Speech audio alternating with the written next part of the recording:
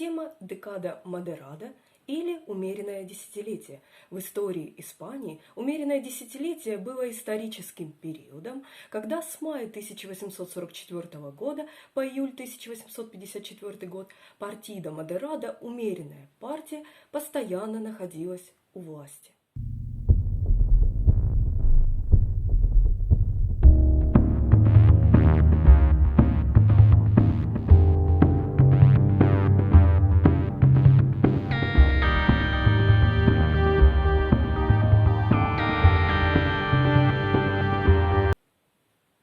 Умеренная партия, как и вытесненная ею прогрессивная партия, идентифицировала себя как либеральная, но она была значительно более консервативной. В то время как у прогрессивной партии было мало оснований для компромисса с карлистами, карлисты – монархическая политическая партия в Испании, умеренная партия была в большей степени готова сотрудничать с умеренными элементами из числа проигравшей стороны в Первой Карлистской войне. Первая Карлистская война, гражданская война в Испании с 1833 по 1839 год, плюс подписанная Вергарская конвенция позволила многим вернуться к участию в политике.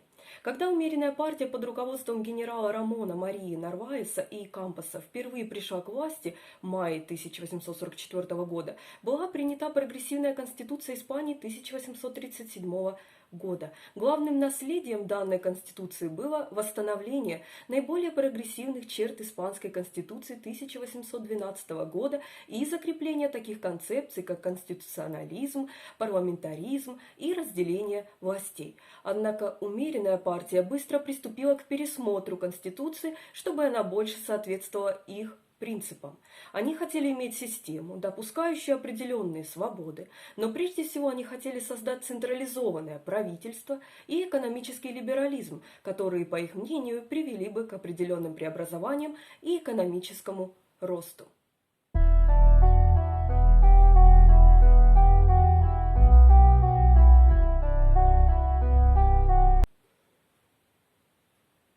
В начале умеренного десятилетия королеве Изабелле II было всего 13 лет. Регентом была Мария Кристина де Бурбон, принцесса обеих Сицилий. Нарваес и Кампос начал проводить серию реформ, направленных на укрепление монархии и централизацию государства. Он ограничил свободу выражения мнений, положил конец всенародным выборам муниципальных чиновников и ликвидировал национальную милицию. В октябре 1844 года, чтобы заменить национальную милицию, он создал гражданскую гвардию силы безопасности. Система образования была реорганизована в соответствии с предложениями Клаудио Майано. Клаудио Майано известен законом Майано. Это был первый закон, в котором государство регулировало учебные программы путем вмешательства в образование. Данный закон попытался улучшить ситуацию с образованием в Испании, где в то время был высокий уровень неграмотности, путем введения 3 уровней образования. Начальное образование обязательно с 6 до 9 лет и бесплатное для тех, кто не может за него заплатить. Среднее образование, колледжи, плюс разрешение частного образования в религиозных школах, которому уделялось особое внимание. Высшее образование, университеты, управление которыми было закреплено за государством. Основные положения закона Майано сохранялись до принятия закона об общем образовании в 1970 году. Умеренные унаследовали организацию Испании, при которой она была территориально разделена на провинции и муниципалитеты. Изначально это было разработано Хавьером де Бургасом. В каждой провинции был назначен губернатор, и он в свою очередь назначал глав муниципалитетов. На практике это дало умеренным монополию на власть на всех уровнях и контроль над всеми институтами управления и администрации. Их стремление к порядку требовало определенного уважения к фуэрос. Фуэрос – это общий свод законов. Тем не менее, некоторые провинции были недовольны усилением централизованного правительства, о чем свидетельствуют такие события, как восстание Солиса в 1846 году, когда Солис заявил: «Все испанцы, да здравствует Конституция», долой диктатора Нарваеса и Кампоса, долой систему Дании. На тот момент восстание распространялось. Солис и его соратники стремились восстановить свободы и права, отмененные Нарваесом и Кампосом, и добивались более справедливого обращения. В дальнейшем Солиса привели на церковный двор одной приходской церкви, его казнили. Приходской священник присутствовал на казни и назвал ее ужасным зрелищем, печальная память.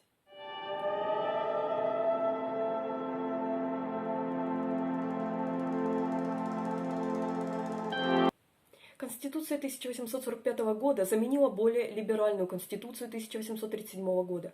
Навязанной умеренной партией она резко ограничила избирательное право. Конституция провозглашала такие права, как свобода выражения мнений, и эти права подпадали под действие различных законов. Соответственно, никакой свободы выражения мнений.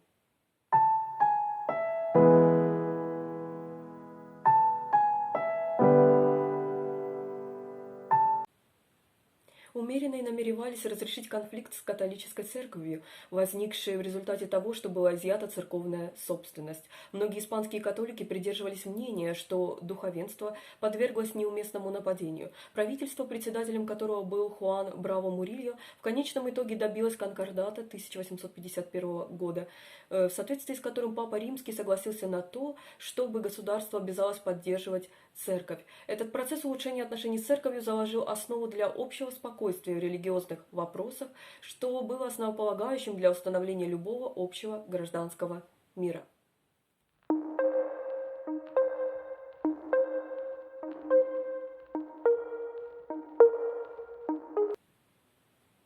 Умеренные попытались провести крупную реформу в сфере налогообложения в более рациональном направлении. Они устранили различные старые налоги, которые посчитали неуместными, а те, которые остались, попытались сделать более справедливыми и контролируемыми.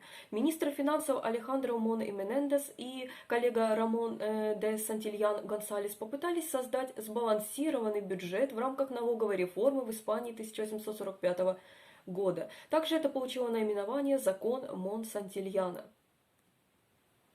Первоначальным замыслом новой системы налогообложения был прямой подоходный налог со всех граждан. Однако применить такую систему было сложно, потому что не было достоверной статистики и было много мошенничества. Вместо этого они перешли на систему косвенного налогообложения, которая затрагивала всех потребителей, независимо от их доходов. В конечном счете, эти новые налоги снизили уровень жизни населения в целом, что привело к многочисленным народным протестам и в конечном итоге спровоцировало революцию 1854 года, которая привела к кратковременному возвращению к власти прогрессивной партии. Думаю, на этом все. Всего доброго.